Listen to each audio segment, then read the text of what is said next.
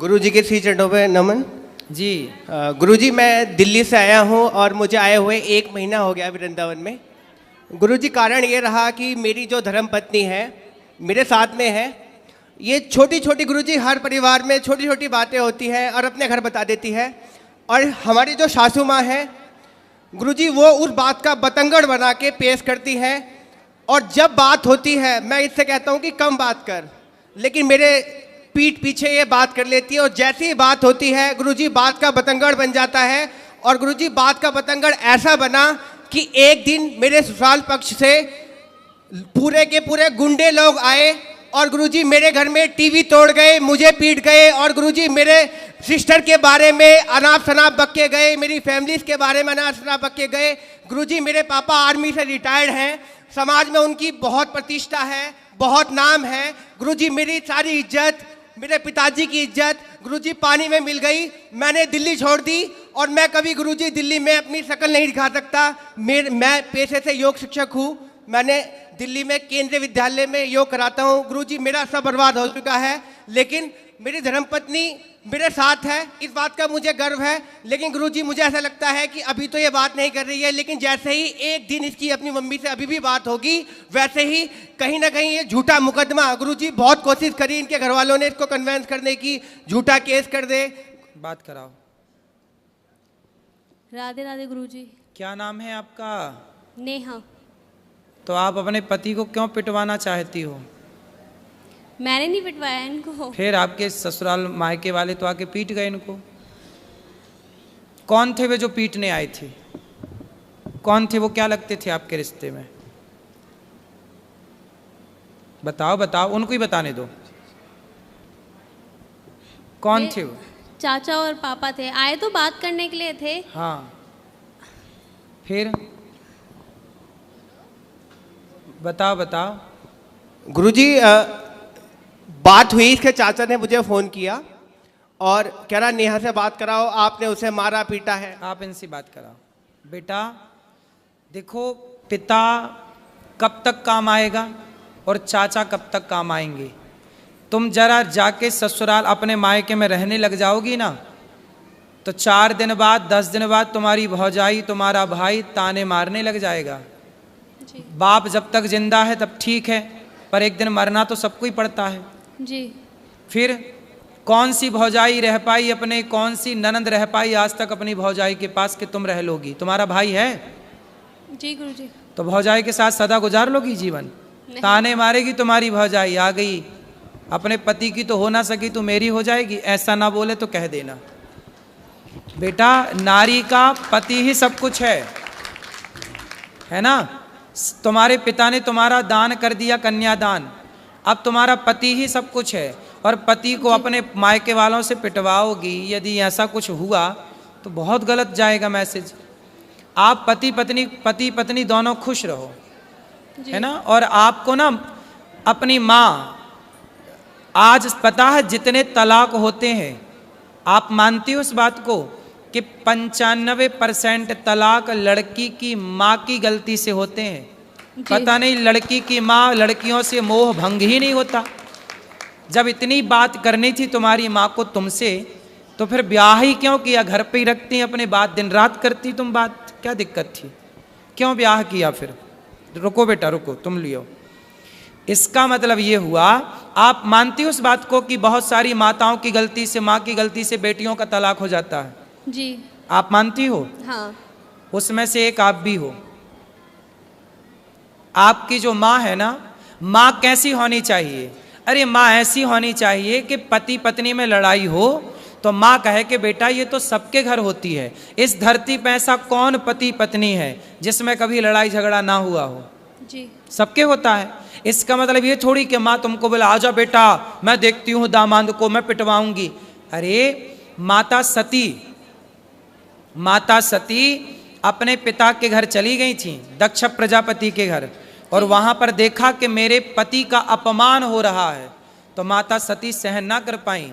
एक अच्छी स्त्री वो होती है जो कभी अपने पति का अपमान ना करती ना कराती। वो कैसी पत्नी जो अपने पति को अपने पिता और अपने चाचा से पिटवाए? तुम्हारे पिता बिल्कुल धर्म का ज्ञान नहीं रखते क्या? अनपढ़ है क्या? अरे दामाद का पांव पूजा है, जिसका मंडप के नीचे पांव पूजा है, उसे मारने का सोच भी कैसे सकते हैं? थोड़ा रिश्तों में मर्यादा भी तो रखनी चाहिए ना बेटा। ऐसे थोड़ी गुस्साई तो हाथ किस पे उठा रहे हैं ये भी तो सोचना चाहिए। भाई दामाद के पांव पूजे जाते हैं मंडप के नीचे, चाचा ने भी पांव पूजे होंगे, और आज वो चाचा आके मार के चला गया, तुम्हारे कारण तुम्हारा पति पिट गया, तो क्या ये तुम अच्छी नारी का परिचय दे रही हो? ऐसे रिश्ते नहीं बेटा। देखो पति सर्वोपरि है, स्त्री के लिए बताओ, स्त्री के लिए माँ बाप भी सर्वोपरि है, माँ भी सर्वोपरि है, ठीक है, पर अब तो आपका विवाह हुआ तो पति सर्वोपरि है ना जी। फिर तो आपके पति के साथ आपके परिवार वालों ने सही किया कि गलत किया? गलत किया। फिर आपने बोला नहीं उनको? आपने बोला नहीं अपने पिताजी अपने चाचा जी को कि तुम्हें शर्म नहीं आई? कितने साल हो गए शादी की बात कराओ? 3 साल होंगे अभी 14 नवंबर को। 3 साल में ही पति को कुटवा दिया, गलत किया ना बेटा तुमने। ऐसे समझा दो अपने पिता को और अपने चाचा को, बोले ये जो तुम्हारी ताकत हमारे पति को मारने के लिए लग रही है ना, ये दीन दुखी की सेवा में लगाओ, कुछ दीन दुखी को भोजन पानी कराओ, ताकत है। रावण जैसों की लंका जल गई बेटा, ताकत घमंड तो रावण का नहीं चला। तो बोल देना अपने चाचा को और अपने पिता को, जी गुरुजी, है ना, कि मेरे पति को आप सुनो, आपका धर्म है कि आपको पति की तरफ खड़े होकर बोलना चाहिए, चाचा मेरे पति की तरफ आंख उठा के मत देख लेना, ये आपका धर्म कहता है। ठीक है। ठीक है, तो आप किसके साथ हो? माँ के पक्ष के पति के साथ? इनके साथ। तो पति आपके शराब पीते हैं? नहीं। गलत है? नहीं। आपको प्यार करते हैं? बस एक्सेस बोलते हैं, बहुत ज्यादा एक्सेस बोलते हैं, जरूरत से ज्यादा बोलते हैं। अभी बेटा शादी के 3 साल हुआ है, 3 साल में ना बेटा आम का पौधा लगाओ तो उसको भी 5 साल लगते हैं तब वो फल देता है। क्यों जी? आम का पेड़ कितने साल में फल देता है? 5 साल में। बेटा भी तुम्हारी शादी के 3 साल हुए हैं, शादी को थोड़ा मैच्योर तो होने दो, रिश्ते को पकने तो दो। जब पकेगा, जब एक दूसरे को समझोगे, अब तुमने उसे ऐसा करा दिया तो उसके अंदर तुम्हारे प्रति क्या श्रद्धा रहेगी? अब तुम हमें पिटवाओ और फिर हमसे उम्मीद करो कि हम तुमसे प्यार करें और तुम्हारा सम्मान करें। बेटा सम्मान दोनों तरफ से होता है, जब तुम सम्मान करोगी ना तो हम भी करेंगे, और तुम हमें गाली दोगी तो फिर हमसे सम्मान की कामना मत करना, ठीक है? गुरुजी एक बात और कहनी थी। और सुनो, तुम भी कितना बोलते हो पत्नी को, क्यों इतना उल्टा सीधा बोलते हो? गुरुजी मैं ऐसा कुछ नहीं बोलता, मैं बस ये बोलता हूँ कि बस अपनी मम्मी से उतना ही बात कर गुरुजी, मैं कभी जानने को मना नहीं करता। माँ से बात करती है बेटी, इसमें बुराई क्या है? माँ से तो हर बेटी बात करती है। और अभी शादी के 3 साल हुए हैं, थोड़ा अभी तो उस घर से निकल कर इस घर में आई है, उसको भी तो थोड़ा मौका दो। गुरुजी कॉलोनी में ये बोलती है कि मैं हिजड़ा हूँ।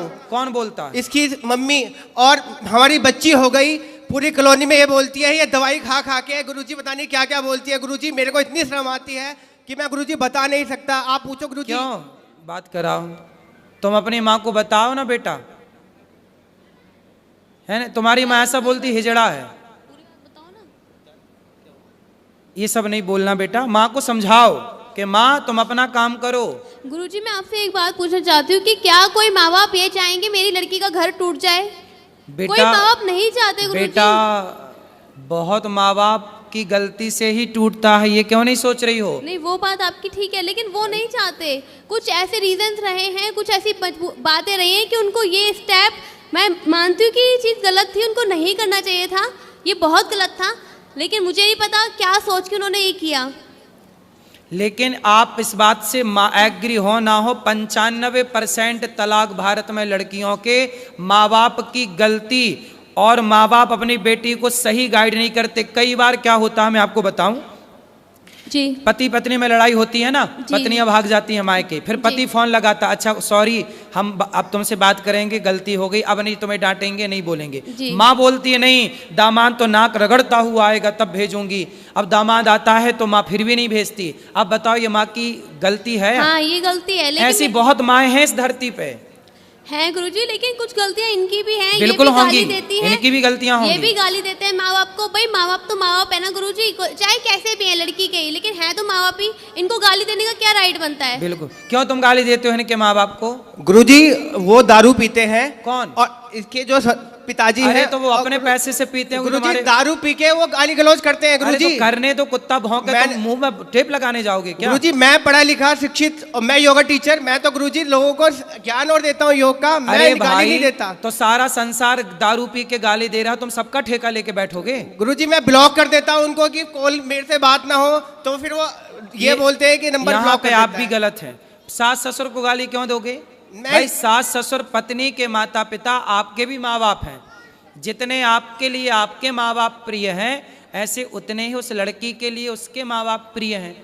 इसलिए हर लड़की को अपने माँ बाप से प्यार है, हर लड़के को अपने माँ बाप से प्यार है। इसमें बुराई क्या है? और आप कौन होते हैं उनके माँ बाप को गाली देने वाले? नहीं गुरुजी मैंने कभी स्टार्टिंग में कभी कुछ नहीं बोला। वो फोन करते हैं, बेटी से बात करा, मैं कराता हूँ, फिर दामाद से बात करा, और एकदम से अब शब्दों का यूज करने लगते हैं गुरुजी।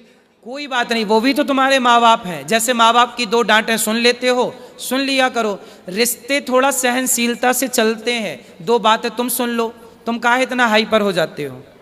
दो बात तुम्हारी सुनने की क्षमता नहीं है? अरे पत्थर को छेनी और हथौड़ों की चोट पड़ती है, तभी वो पत्थर गुरुजी, मैं होली- भगवान बन के पूजता है। गुरुजी दो मैं बात- होली पे गया, होली पे उन्होंने फोन करके बुलाया, मैं अपने दोस्त को लेके गया ससुराल के अंदर, और गुरुजी मेरे दोस्त के आगे उन्होंने गालियां देना चालू किया। सब छोड़ो, अब प्रेम से रहो तुम दोनों, है ना? और आपस में बिल्कुल ना लड़ना। ठीक गुरुजी, राधे राधे गुरुजी।